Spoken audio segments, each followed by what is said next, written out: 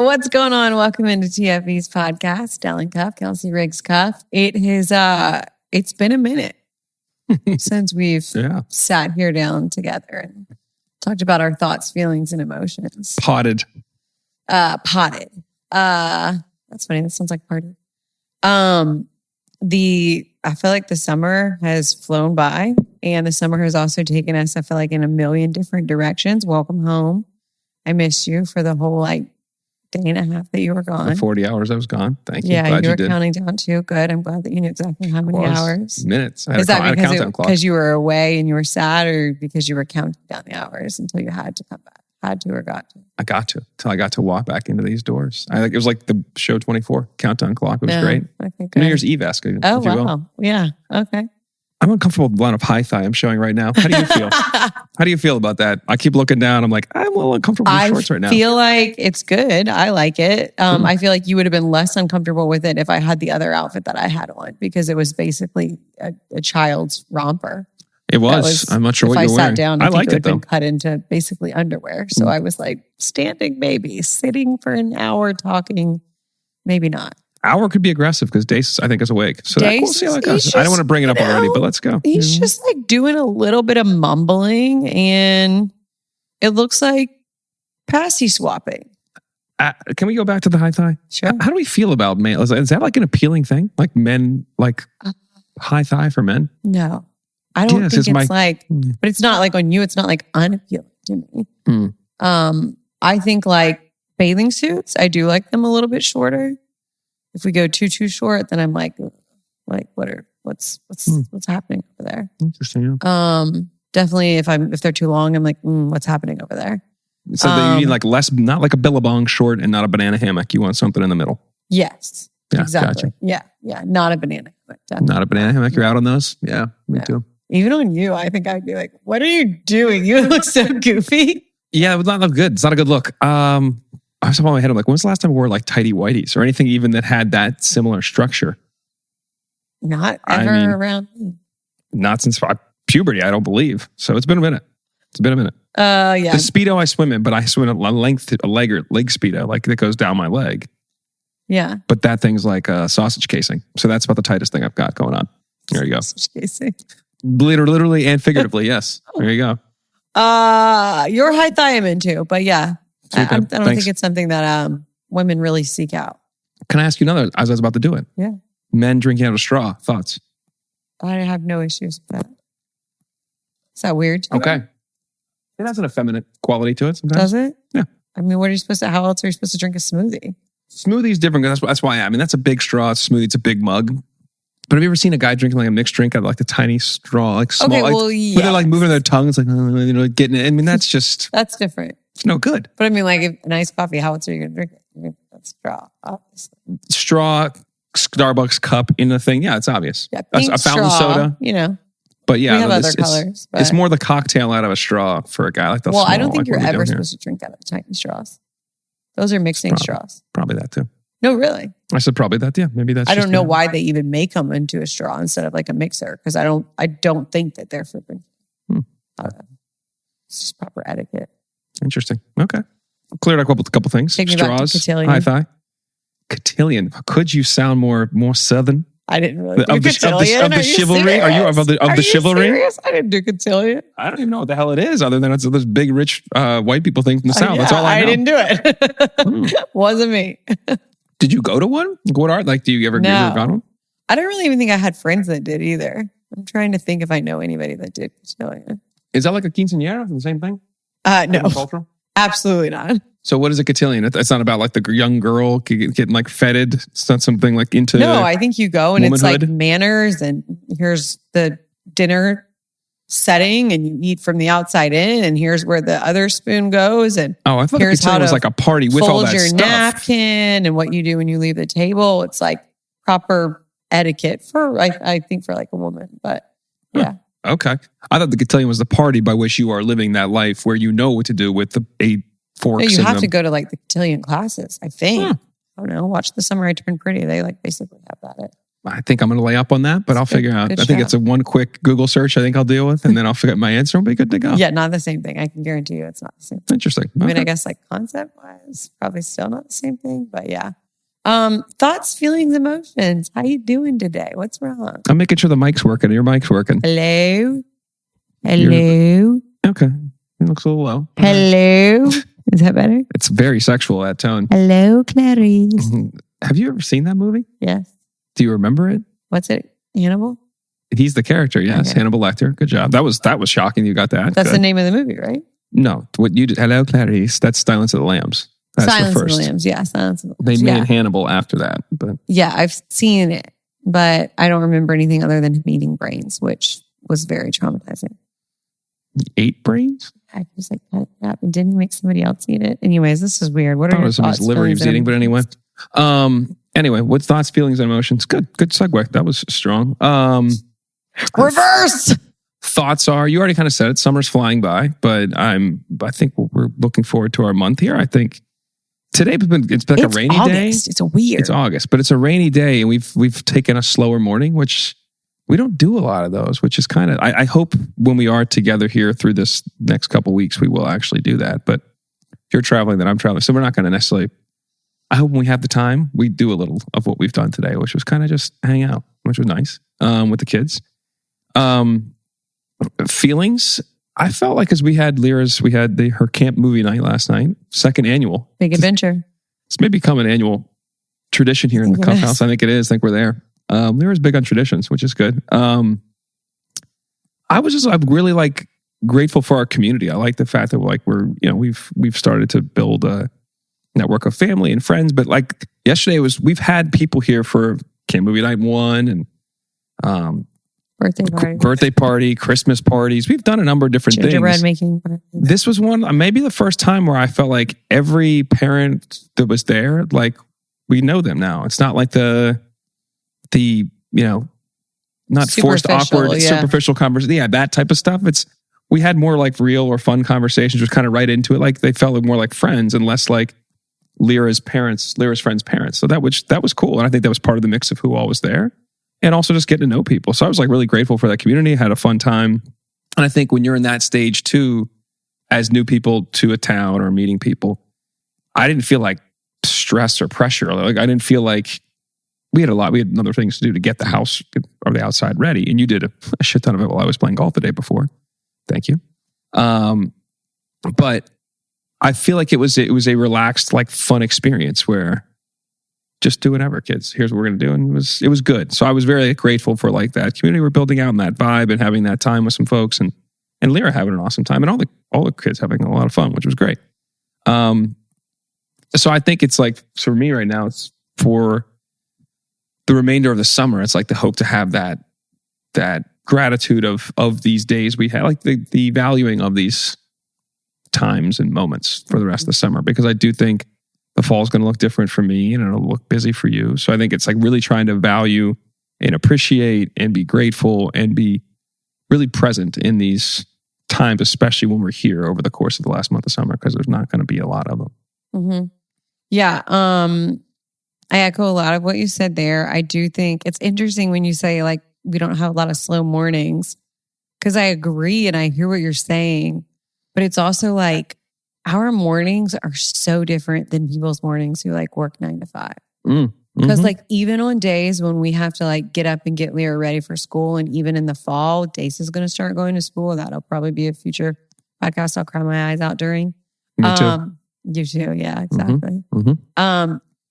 Even in the fall when they're both going to school, it's still not like we're all collectively needing to be ready by 8:30 a.m. You know what I mean? Yeah, like there's some days where I'm like, I need to just change clothes just to feel like I have done something, even though I've done things around the house. Like, like what do people usually, as soon as their child wakes up and they change their diaper in the morning, I guess you usually probably have to go ahead and change them out of their PJs. We usually leave him in his PJs to eat breakfast because he gets messy.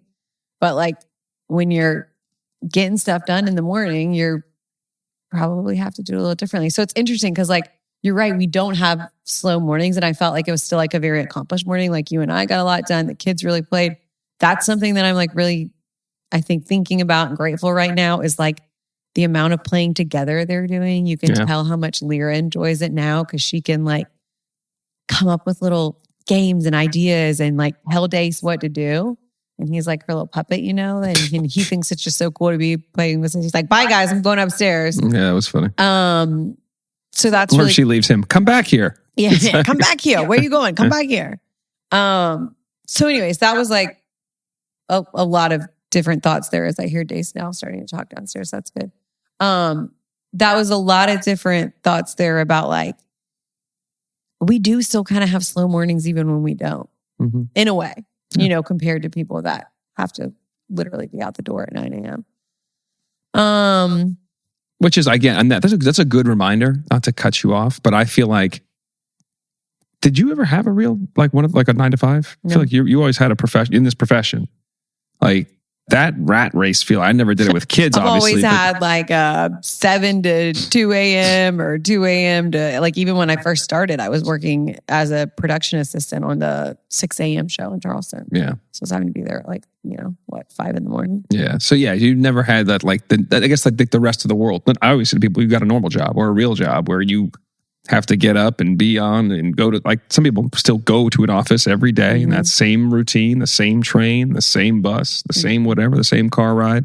But to have your kids and have that be part of the routine where you're getting them all ready and doing all this stuff and you got to switch into work mode, like that's hard. Like for sometimes we'll have to come up here and record something or do something, and it's just different. It's like try to remind myself a lot of people's lives that are not our bizarre schedules. That was part of what was hard for me about when we were going to do 5 days a week for school at Dace, because for most people who work some version of a 9 to 5 job, their child being in school from 9 to 12:30, they still need to figure out something for the afternoon, but then you have the evenings with them. And I was like, I'm going to end up missing the whole day with them because the mornings are usually when I have time, and then he naps and I go to work in the afternoon. So my thought is if he's gone to 9 to 12:30, comes home, naps, by the time he's waking up at 3:30, I have to go to work. And so then I'll miss him on those days. It'll feel like I'll miss him now. Everybody has said, feels like you're missing him a lot. You just don't have to send him to school. It's preschool. Do what you want.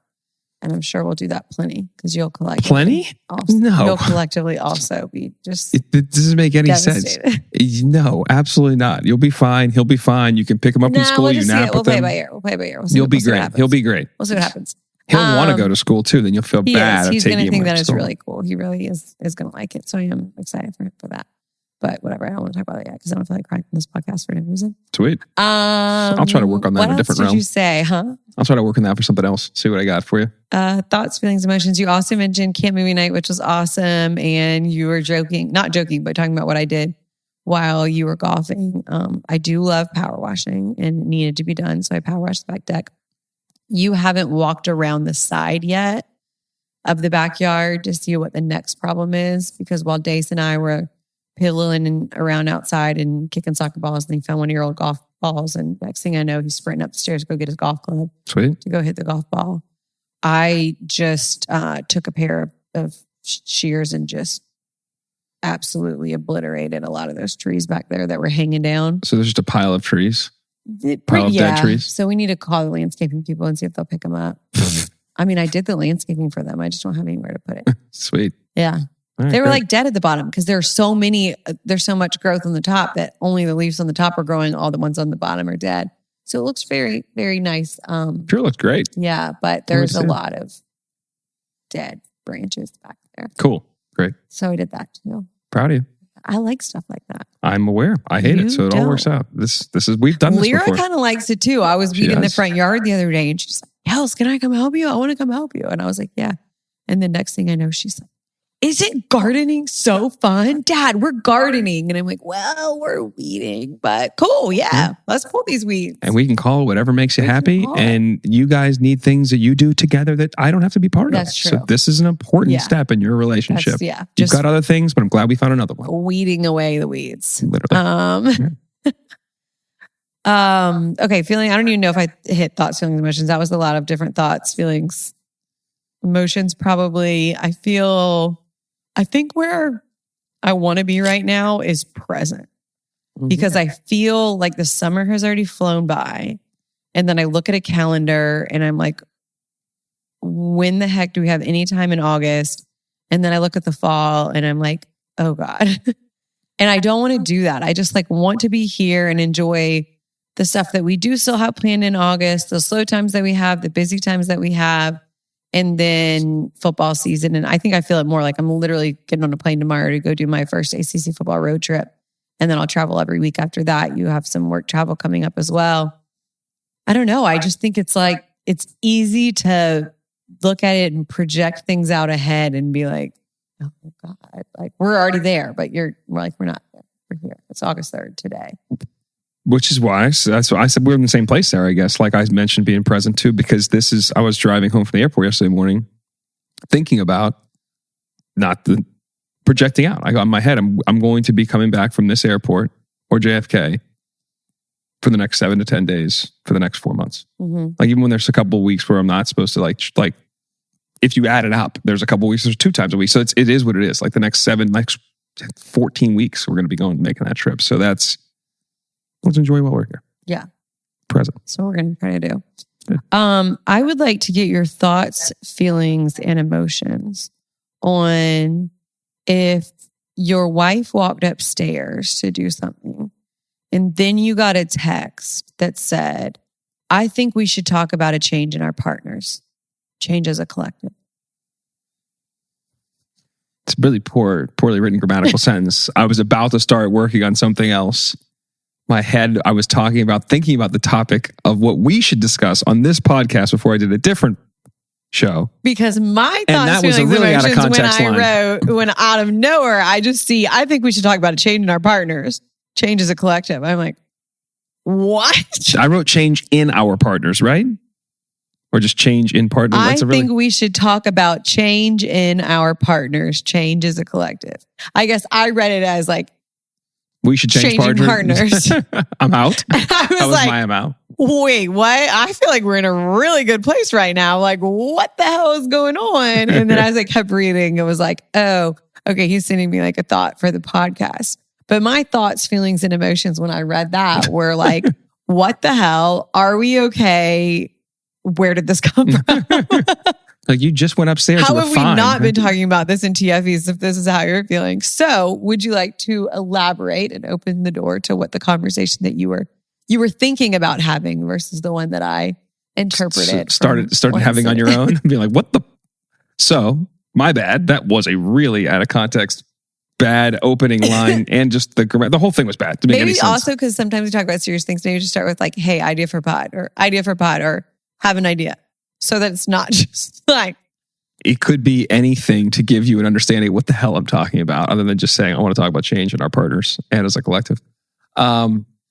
So where it came from, this a couple different conversations with friends recently, and talking about our families, parents, seeing their relationship, seeing relationships of people we know, and our own life experiences, talking about how obviously you marry somebody and there's that old, there's an old saying, women get married to change their men hope the woman never changes or something like that, which in I think is bullshit, but there's some truth behind every kind of line like that maybe. But to say like you really believe that, I think is a bridge too far. Where I'm going with this is the thought about we all do change. Like people say people don't change. It's not true. Like through time, you will make some changes in how you treat people, how you live your life, what you're interested in, what you care about. Could be physical change, emotional, mental, spiritual, any of these things. So just contemplating that change and how you handle that as an individual. Like if you think you're going through it and you see things different, you're feeling things differently, are you able to communicate that with your partner? If you're seeing them change in any way, shape, or form that is either positive or negative, how do you assess that or communicate that? And then as the couple, how are you changing through times, through your different life experiences, and how that kind of like affects your life, your family's life, your kids' life, all these different things. So the why I wanted to bring it up is just like, we're still relatively like new in our relationship. It's only been a couple years. When you talk to people that are my age, a lot of my friends have been married for 5 or 10 or 15 or 20 years. Like there's a lot of different life stage in there. So I was just wondering like how you like think about change, or I mean, maybe it's a question about, do you think I have changed? Like, and is that in a relatively short time? But we haven't really touched upon that or talked about that. despite our life changing a lot too. Like, how have we adapted, I guess, too? I think you've changed a ton from when 2019 when I met you. Not back then. We've already covered that on the pod. I'm talking about once we're together. And then I was like, oh, cool. He's actually not this person. Wow, this is awesome. And, okay, so yeah, not that. I think the bigger thing to me with change, and I think change is good. Like I like change in life. I like different things. Like, to me, it doesn't always have to be the same. It's part of what I like about our job. Every day is a little bit different. It's not very monotonous. You're always learning or doing something new. It's a little bit not unexpected. It's still predictable, but it's just not always the same. I think change individually and collectively is a good thing, because I don't want to be today where I was 5 years ago or 10 years ago. Now, that doesn't mean that there's certain things about my life that I don't hope are the same, but I want to continue growing and evolving. And part of marriage to me is us also changing together and growing and evolving. But I think one of the things as you present this topic that I think about change is, I don't think changes within a relationship or to that person feel as big if you're in constant communication. Like, if all of a sudden I'm just like, I don't even know what example to give you, like out the door every day at 6 a.m. and doing this and doing that. And like, I have to do X, Y, Z, and I'm on this strict schedule. And all of a sudden I'm like, 2019, only eating salmon and salad. I mean, that's not really a good example, but if all of a sudden, like, I'm just like, I'm doing this and I haven't communicated to you that I feel a need to change, or that there's something going on mentally or physically, I got bad news with the doctor or something. You know what I mean? Like, if we haven't talked about that, then even if it's changes that are good for me, it still is going to affect our life and our day to day. And you're like, wait, what the hell? Where is this coming from? And then how do my needs fit in and things like that? So to me, changes don't feel as big, because like, if I was going to do something like that, we would have already talked about like the impetus of it, or like what was driving those feelings to make a drastic change in the first place. Does that make sense? True. Yeah. I think what you're describing too is like obvious acts of changing your life or your habits or what you prioritize in doing each day, which I do think, if you're going to go about that in any way, shape, or form, having that conversation up front is important, just so your partners understand. I mean, it's stupid, but I've told the story a number of times because it was like a discussion, but I wanted to try to be good at golf 2 winters ago. And I said to you, like, I'm going to get clubs. I'm going to do this. I wanted to go to the simulator 2 or 3 times a week. And you're like, what? For how long? Like, middle of basketball season? But we talked about it. You didn't love it, but you got it. And it was like, we agreed on it, and you probably wasn't like you were begrudging about it, but you're like, this is probably stupid, but he seems really adamant about this, and it's a finite period of time. I think that stuff, if you have the conversation in front versus saying, I'm just doing these things. Yeah. I guess I'm more so saying, if there's not saying that, it's more the subtlety. It's whether it's the detachment or the need to, I mean, there's periods in time people are like, I need to go out, or I want to feel, if a relationship you don't feel wanted sexually, I want to feel wanted from anybody. Like, that's some unhealthy stuff that you can't necessarily see. You could feel it at times, but as that person starts to go through that, or any of these things, am I sad? Am I, for some reason, I can't find the happiness we once felt? I'm finding way more frustration. I am short of patience. I am describing myself sometimes, it sounds like right now. Like, are there, when those things become way more persistent, it's almost like, how do you address those to make sure that there's a positive outcome? Because sometimes I think, well, you said communication. I think the foundation of the relationship is important. If you're in a really good spot, you could probably say most things and it'd be fine.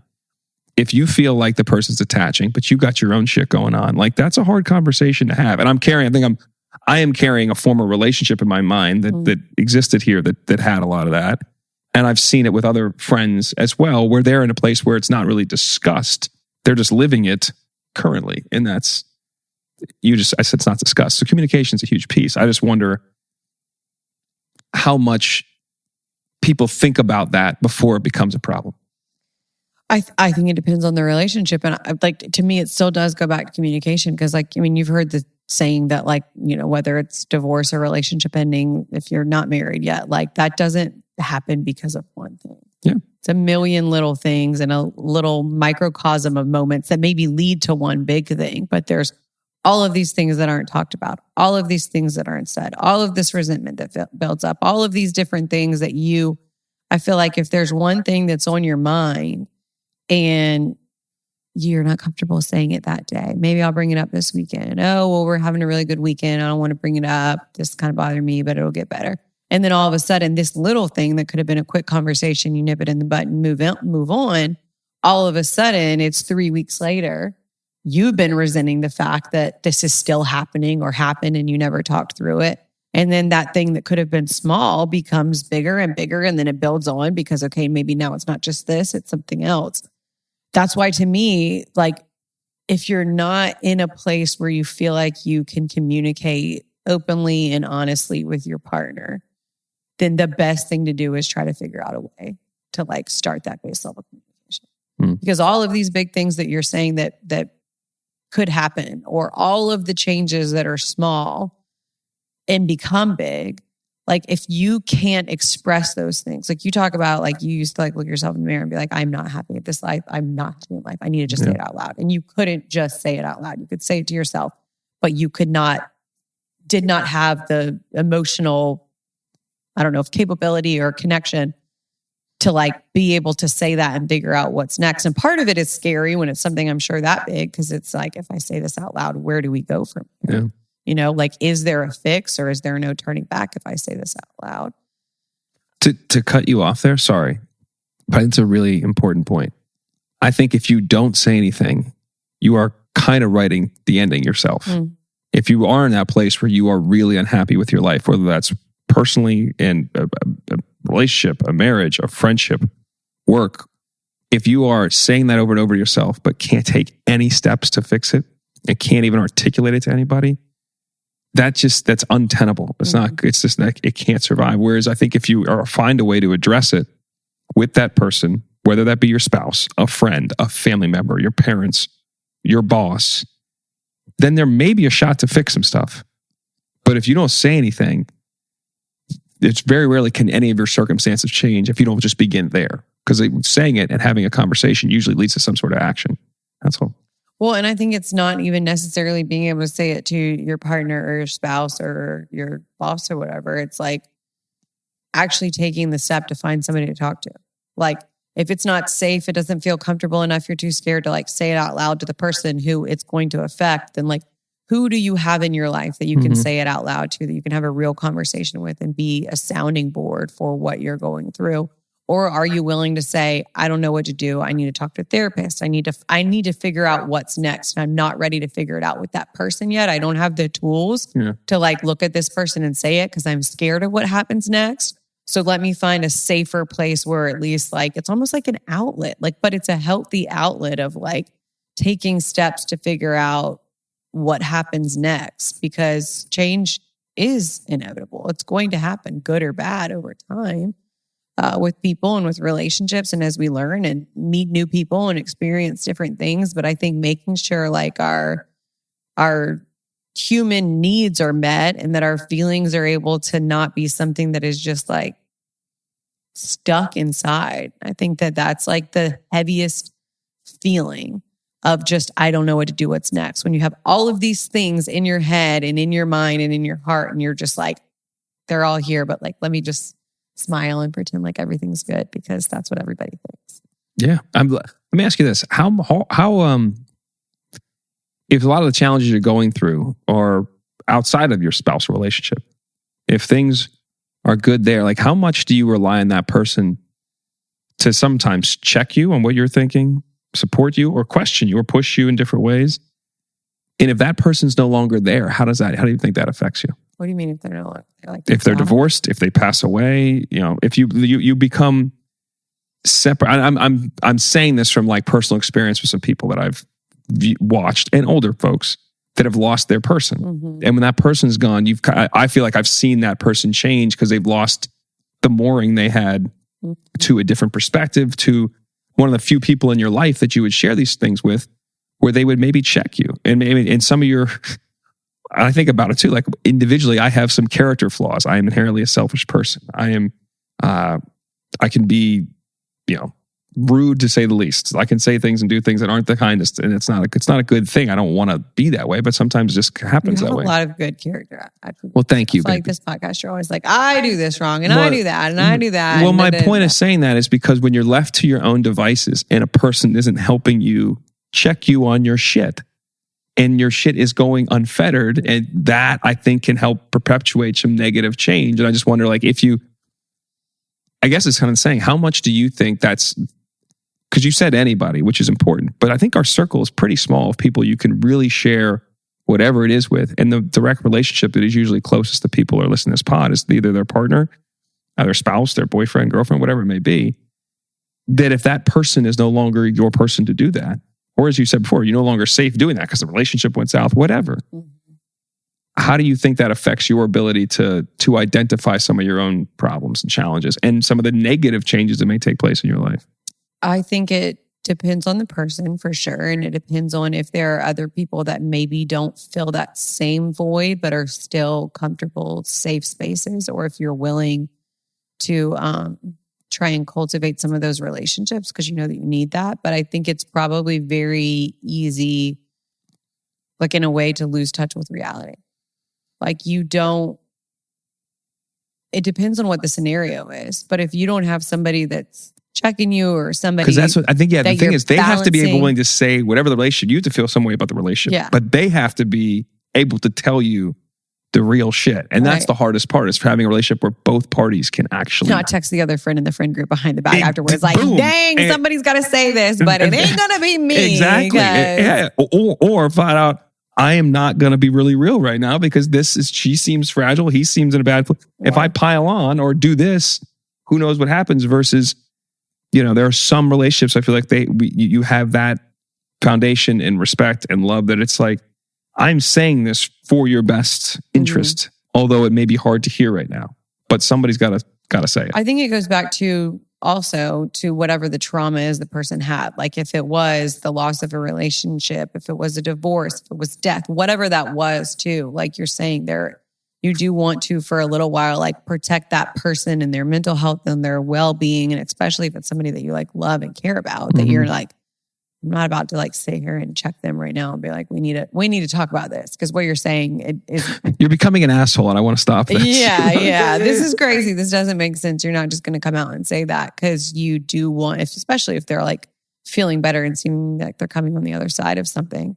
But that's got to be hard too, especially when it's a negative change and it's someone that you love and you don't feel like, I feel like it's the same thing. Like if it's someone that you love that you're not in a relationship with, that it's very easy to create that distance over time because you don't want to rock the boat. You don't want to say it. So you just kind of let it go. But then at least for me, I'm such an open book and I'm so like talking about my thoughts, feelings, and emotions, and other people telling me their thoughts, feelings, emotions, life story is just like, has always been a part of my life. Yeah. It's like from being a bartender and somebody on their first beer being like, I have no idea why I told you that. Like, I've never told anybody that. Why are we talking about this? It's like 12:40 on my lunch break. And I was just having, lunch here with a beer. To like some of my friends sharing their deepest, darkest secrets with me over the years and me as well. I think for me, when I'm not sharing as much as I feel comfortable with, and maybe it's even like if I'm not sharing everything, like I feel like I'm not being authentic. I feel like there's like, I don't know, like more to be said or like I'm withholding. And I have said before, I think, information and letting somebody in is a privilege and not everybody deserves that access. And you get to do that on your own timeline. But I think it's hard for me as someone who has always been an open book that if like I'm not saying something out loud to somebody that I love, that I think and feel, it's almost like I distance myself a little bit because then how am I going to have a conversation with you if I can't say X, Y, Z, or if I can't talk about the biggest part of my life, or I'm not comfortable sharing this yet, then like, let me just kind of like back into a corner for a little while until I'm ready to say or do it all. Yeah.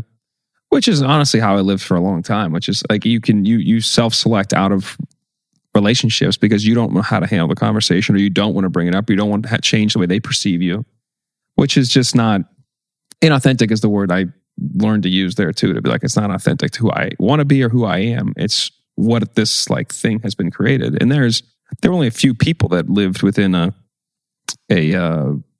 would say that I didn't interact with that in that way. Maybe nobody at some point in my life, which is not really healthy.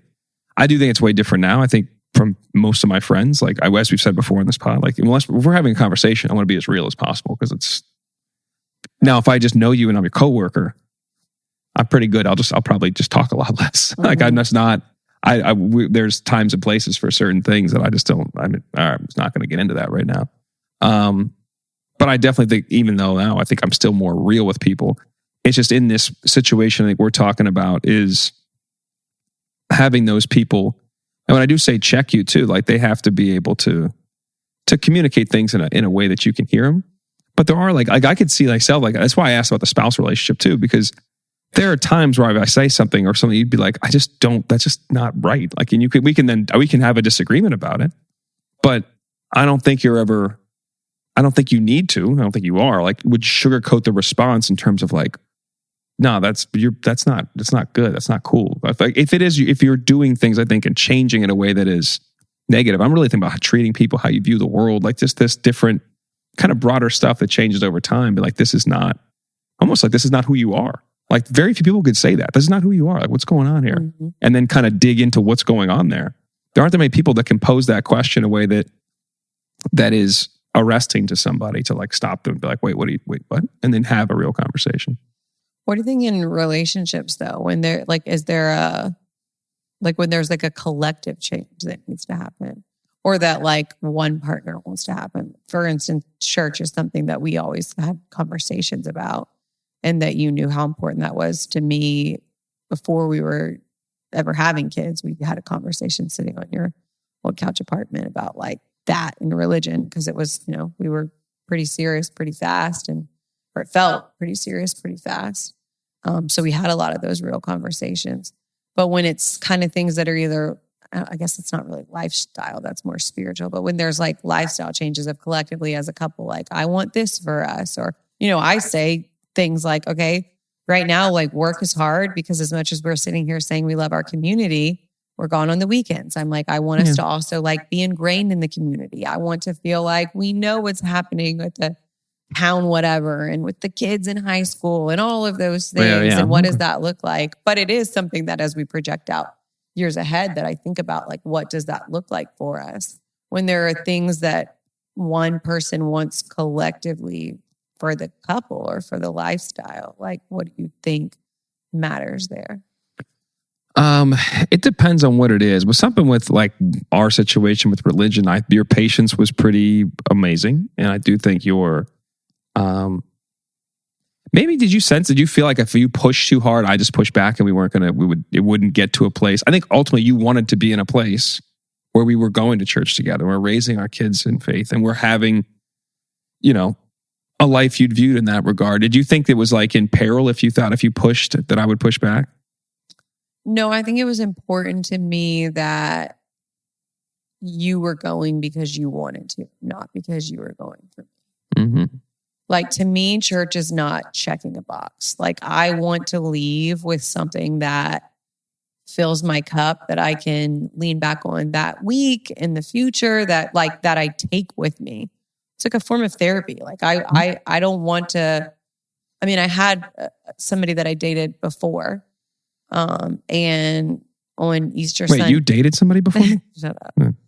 And on Easter Sunday, I remember we went to the type of church service he wanted to go to, which was not the type that I had grown up to. And in my experience was not the type that I left feeling like I got something out of. And he said something like, okay, good. We checked that box. And I was like, yeah, exactly. Like I do not want to feel like I'm just checking a box. I'm not doing this to say that I go to church. I'm not doing this to like post something on social media. Like I believe in God. I love God. I'm doing this because it's like what I feel and what I believe and what I want. And because I want it to feel like more every time I walk out of there. And so it's not that I felt like if I pushed that you were going to, like in some regard, I knew that, there was a little bit of a pushback, but, I think you said to me one time something about like, you were always going to support it. but you didn't know that you would necessarily be the one. I think you mentioned like that you felt like your dad kind of just went to church on Sundays. Like it was. My dad grew up in the church. He converted to Catholicism for my mom. I don't think. Okay, so maybe that's what it was. That it was like a different. No, I think my mom has Catholic guilt, where if she didn't go, like when you said check a box, it sounds like my mom's thought process sometimes. Like if she didn't go, she felt bad, but I don't know if she enjoyed going. And then you go. She had some problems with the Catholic Church getting me confirmed. They wanted me to pay money again, and she was like, "I just want my kid to care about Jesus and God, and you guys keep taxing me." And I think that was kind of the breaking point for her at some point. But sorry to interrupt. But No, it's because I was trying to remember what that conversation was. Because I think our conversation at that time was something about like, if we were going, it was like you were going, but it wouldn't necessarily, at that point, they weren't going to see that like it was like your initiative. Like you would go and being a participant, but not like a willing leader. Yeah. You know what I mean? I'm going because you want to go. Right. And they would probably feel that. And I was like, I don't love that either, because then it's insincere and then that is something that's passed down. So I didn't want to push it either. And I was appreciative that you would do that. But for me, it was bigger. Like I wanted you to also feel that you weren't going to check a box. I wanted you to go because you felt something and you were getting something out of it. And because, there's a whole afterlife that I, believe in of heaven and hell and getting to spend eternity, in heaven. And that I wanted that for you, but I felt like I wanted it not just to come naturally. I don't know. I mean, not to, again, get like dark and serious, but like, and I've said it before, like I feel like when we were going through the miscarriages and then your contract wasn't renewed and all of these things, co-parenting, like it just felt like hit after hit. And I kept trying to find ways to not say like, why is this happening to me or us? But it's like human. It's impossible not to do that. It's so hard. And you're just like, there's no way. Okay, well, at least I don't have what somebody else has with what they're dealing with. But like, why? They're okay, no way this is going to happen again. And it does. And I feel like I wanted a purpose for all of that pain. I wanted to feel like, why is all of this happening? I wanted to have an answer to that. And truthfully, like to me, the answer is I feel like it brought you to where you are now spiritually. I feel like God was like, there's no other way that I'm going to be able to reach him. Like, we're at rock bottom right now. How are we going to like what are we going to turn to figure out like, how do we get through all of these hard things? And we still have many blessings in our life in spite of all of those things. But to me, like the purpose of that pain was like kind of where we have grown spiritually now and where we are. And I think truly that we had to hit rock bottom with all those things. What I hope is rock bottom. You never know. You never know. Yeah. But what I hope is rock bottom. And I think it's also given me more clarity because when other things have happened, I think I've had this like mindset of like, okay, if this doesn't happen the way that I think it's going to happen, or if this next thing doesn't work out, or if, whatever isn't on my timeline moving forward, I feel more like, okay, but I know that it's going to be okay. Like this isn't the end. So this isn't the plan yet. I don't know. It just has given me so much peace about the situation. And for me, that's the like gratitude that I have. And the purpose of all of that pain is just this better understanding, not of like, why did all these hard things happen, but like the gratitude of where we are right now and where we'll continue to be, whether the next thing is hard or good or whatever is next. Sorry, that was a lot. That was really well said. A lot of it. I asked the question about pushback. A lot of it, yeah, all of it was well said. I thought, particularly where you ended at the end. I feel like I have to believe. I don't have to believe that you're right. That everything happened for a reason, and end up in a spot, and we'll continue to grow from that. And whether it's good or bad, handle it better collectively and with rooted in faith. And I'm interested to see next where my journey goes in this whole spiritual faithful realm that we kind of got into relatively quickly. I don't know, because your point, first time I was in church, I was like, this feels different, and there was something that felt different, and then I enjoyed and wanted to feel again, and put me in more of a contemplative state. We've gone through it on the pod before. The reason I asked you about the pushback is because, like in a self-assessment, I think that was smart by you. Like I feel like if you push me in that regard, then I'm going to push back in that for that reason that we talked before. Like I felt I knew this is the way. Yeah, you're right. But I may have not. I think how you handle that was really impressive given how important it is for you. So the initial question or conversation was around when you want a collective change and one party wants it. I think kind of knowing your partner at times and what the ask is or what the question is or what the desired outcome is, especially because one thing when saying like, hey, I want to go to the gym more, or hey, I don't want to suck at golf.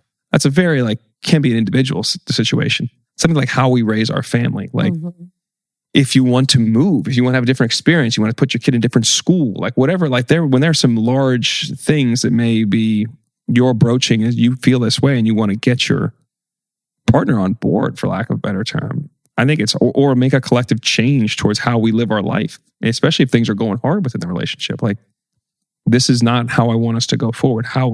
What is the best way to communicate that change, and how you can, knowing your partner too, I guess is really important in terms of how you communicate them, in what way, when, all that stuff does matter to get the real desired outcome. When things are good, it still can be a challenging issue. When things are not good, it could be a challenging issue. And that when there's, tremors in the foundation, when there's cracks in the foundation, there's going to be a lot of, all these conversations carry more baggage, I feel like, when you're not in a great spot. So it's really hard to make a collective positive change, whether it be something like, hey, I think we need to go to therapy. That can be a really loaded fucking thing, loaded thing to say. But you think that you're saying that in a positive to help, but that may not be the way in which it's presented, or the manner of how it's said, or when it is said, may not have the desired outcome for the two. I think part of what you said about knowing your partner is the biggest thing, because as you're saying all that and I'm thinking through it, it wasn't really necessarily that I thought that there was going to be some major pushback from you, but I also knew you, and I had listened to you describe what you had felt like in the past, how you had felt in past relationships. And part of your self-assessment was that you kind of it was almost in a lot of ways, especially when it came to parenting, you were just told, you didn't get to have a lot of impact and input. And some of that was because you were working. So you just assumed okay, I'm going to take the back seat because this is what you're saying. You're the one that's there. I think I approached parenting differently than I probably would have, just knowing kind of some of that. But there was so much that you had shared about where you were coming from. And then also, you had shared before, it's almost sometimes you felt like you would push back and say no to things just because almost you could, like a little boy. That's an adolescent boy. Yeah. I'm going to throw a tantrum right now. I want to pick this issue to fight on. It makes no sense because you're just going to stand your ground on it because you said it versus I said it. And I think it was I think I was aware that you were trying in some ways, I think subconsciously, and I haven't said this out loud, I'm just thinking of it as we're talking about it. I think I was aware that I think subconsciously you were trying to regain some of your power back, but not in you need to, you're the husband and you have to rule the roost or whatever. It was just feeling like we were equal partners in making decisions together. And that was something that was really important to me, obviously, when it came to religion, but also the parenting dynamic. I feel like I probably approached differently. And honestly, I'm grateful for that. You are so hands-on. You have your way of doing things with Days. Sometimes it's the same as my way. Sometimes it isn't. Sometimes my way has adjusted because your way works better. And I feel like that gave me perspective as well of wanting you to learn and feel completely empowered to do it all. But it was also something that when it became to the religion and spiritual conversations, that I wanted you to feel empowered that you were doing that because it was something that you also felt was good for you and good for us and good for the family, and not just because it checked that box. Yeah, no, it makes sense. I think I think that was one of the first things we went through in therapy is you got to advocate for yourself. Mm-hmm. It's and it's very antithetical to how I lived my whole life outside of the home. Whether I thought I wanted this or I should do this or it should be this, I was Mr. Advocate to my friends, be why don't you shut up and let us make a decision for once or something like that. But at home, it was I felt incapable of doing that. Or when I tried, it was shot down. So, I mean, obviously we talked a lot about past relationship. And I think it's You're really good. Obviously, you're a very good listener. You don't listen very well. You hear very. You don't hear very well. You listen very well. That's it. Got a hearing issue, but when she's locked in, she is listening. She's listening. She can't just hear that much. But there is you. I feel like you take a lot of these things in, like a high emotional intelligence, to recognize, like, okay, well, what's that mean for us? What's that mean for him? What does that mean for how we work together? And that's like taking away a lot from early conversations about like some problems and challenges and things that I was like carrying with me. And I appreciate how you know, I know there's ways that I especially deal with Ace. You're just like, dude, this is probably not, I can't believe you're doing this, but go ahead, do whatever you want. And you let me go and do it and see what happens. And there's really not. I mean, like, Jace is different with you than he is with me. You were just gone he loves for me like less. We got it. 2 days and he was all jacked up and you put him in bed last night. I'm like, wait, really? He's already laying there? And I look at the thing and says he's been in bed for 2 minutes and he's already almost asleep. I'm like, he had me come in there 3 times, which he doesn't ever do anymore, but he would just stand up and throw all of his stuff out. And I'm like, well, if he doesn't have me passes, he's not going to sleep. He's just playing me to get me to come back in there. I know. Daddy doesn't play as much. Daddy's less games and fun. Which is interesting though, because that's not true. You do play a lot. I play when it's playtime. When it's not playtime, we're doing stuff. But I'm not playing. We're reading our books. We're going to bed. I'm not we're playing done. at bedtime. He just wants more pat mommy, sing one more song, one more this. Yeah, there's none of that. We don't do that. This is what we're doing. I'm reading one book. He needs a pat. No, he doesn't. I'm putting you to bed. He needs Deuces, 2 books. Son. Sometimes it's 1. Depends what time it is. He needs 2. You know what he does? This is weird. We've got on. I got the point where I'll do like a big exhale. And he just does it on his own. So we do like 3 exhales and he'll just lay there. And I'm like, okay, you're ready to go. Now I lay you down. So it's the end of our little routine. Yeah. I mean, your bedtime routine is better than mine. Not better. Sure is shorter.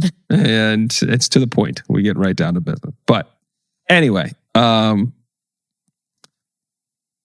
do think that this is, I think this is something people experience most times in their relationships and in life. And I do think there are people, like, this has made me think about when I'm talking about particularly people that have lost their partner that are older. Like, how do I have conversations, if necessary, with people, like, to for lack of a better person, to give them a different perspective that may be helpful for them. And I've tried with one relationship in particular I'm talking about, that it's just, I feel like I just need to keep trying. You can't mail it in, because some of the stuff, it's just like, it shouldn't be how one goes toward the end of their life in this, in some really it makes a lot of negative changes in terms of how they interact with people. Yeah, I think it depends on the relationship. I think it depends on the foundation as well. And I think the other thing is, like, it's never too late to like work on that foundation. Like, it seems like if like the foundation's broken or it wasn't built on sturdy ground, like, okay, we never have communicated. Then like, how do we do that? Like, it's not like a thing that you can't go back to, you know, like you just pour more concrete on the cracks, like, figure out what that concrete is and you build it back up. And I think it's also coming in with like the best intentions too. And not in like judgment. This isn't like you're a bad person now. It's just like the person I'd have known for the majority of my life is no longer operating the same way. So how do you, and they don't want to be the same person. It's fine. But if they are affecting a lot of people around them in a negative way, and losing relationships because of that, or alienating people because of that, pointing out the reason by which, and this is from afar, I'm not seeing that person be as much different. I am seeing a lot of differences, and I'm feeling them for how I feel from how we are interacting. Things are different. So I don't want to assume, but I imagine maybe some of the same stuff is going on the other side. So I want you to know how I'm feeling. And maybe that's why you are feeling these things that you're mad about other people, but it may, usually we are all part of our own problems. So how do you, if you can't see that, and you belong to a person that can just tell you that's with you every day, how do you become aware of some of your things? I think there's a middle ground, probably. There's a middle ground of like, there's some truth to how every person feels. It's just finding where that truth is. And a lot of us feel like the truth is right all the way on the 10 because that's how we feel. And maybe it's really on a 2 or a 5, and figuring out where on that scale that it actually is. Before we go, we're doing our estate planning. I know.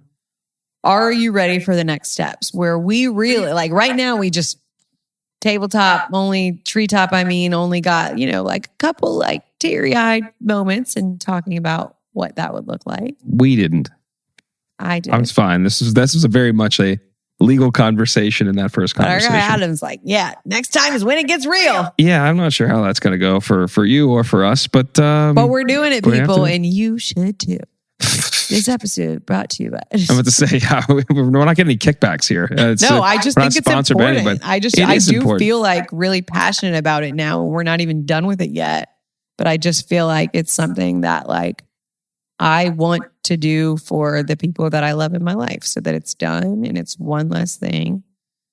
When 84 years from now, you guys are miserable without me. There's no way I'm outliving you, but go ahead. I hope so. That was it. Just that's something that I think is important. And so I'm excited that I'm not excited. That's about to say, who's estate planning? We're doing estate planning. I am proud of us that we are taking this step. No, don't be proud yet. We haven't done it yet. Let's get through. We got to meeting. Let's get through the actual real thing. Yeah. And I do know that the meeting's from like 9 to 11 a.m. I'm going to pretty much block off 11 to 2 on the rest of your calendar. It's the next 3 hours because you're going to need some emotional recovery time. Sit around and hold me on the couch. I think Adam actually might need to work in some breaks for Adam. Adam, we need some breaks. Like every 20, we're going to have to take a step back and to get through this. I hope he knows they kind of marathon and blue ice cream. There you go. That's how you're going to survive estate planning. Sounds great. All right. Looking forward to it. See you next time. Aren't we all?